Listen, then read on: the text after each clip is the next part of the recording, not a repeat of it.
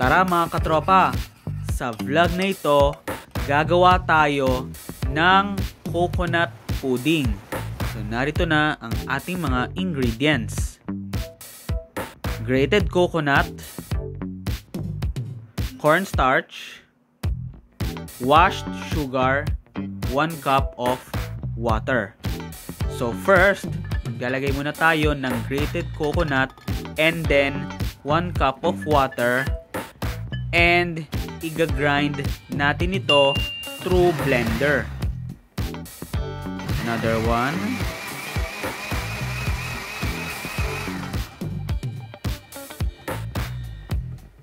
Pag nag-grind na natin itong ating coconut, susunod natin gagawin is pipigain natin ito hanggang sa kumatas yung gata dito po mismo. So, ito na siya mga katropa. Meron na tayong coconut milk. Ngayon naman mga katropa is gagawa tayo ng slurry. So, una muna natin gagawin is i-dissolve natin itong cornstarch. Make sure na kailangan maganda siya itong ating slurry.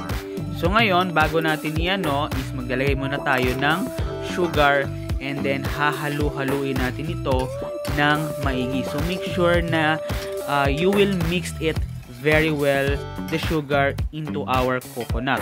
So ngayon mga katropa is halu-haluin natin ito into a low heat. So mas maganda mga katropa kung mapapanatili nyo na low heat and then hahalu-haluin nyo siya para hindi magdikit-dikit yung coconut or hindi mamumuo yung coconut. So ngayon ilalagay natin yung slurry and then dahan-dahan paunti-unti natin itong hahaluin hanggang sa lumapot na itong ating coconut.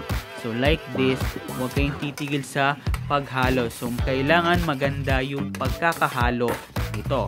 Then after nito is ilalagay na natin dito mismo sa ating lalagyan. Dahan-dahan.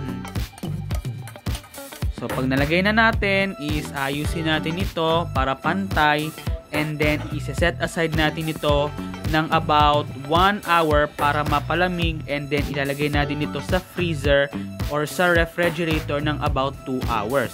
So ganito na siya mga katropa. After 2 hours, matigas na siya and then ilalagay na natin ito sa lalagyan. So like this, mas maganda kung dahon ng saging para naman sa gayon ay talagang Filipino inspired itong ating coconut pudding. So, wow mga katropa, ganito lang siya kadali. And then ngayon, toppings na grated coconut. So tada! Here's our coconut pudding made by Joms for you. Napakadali nito guys.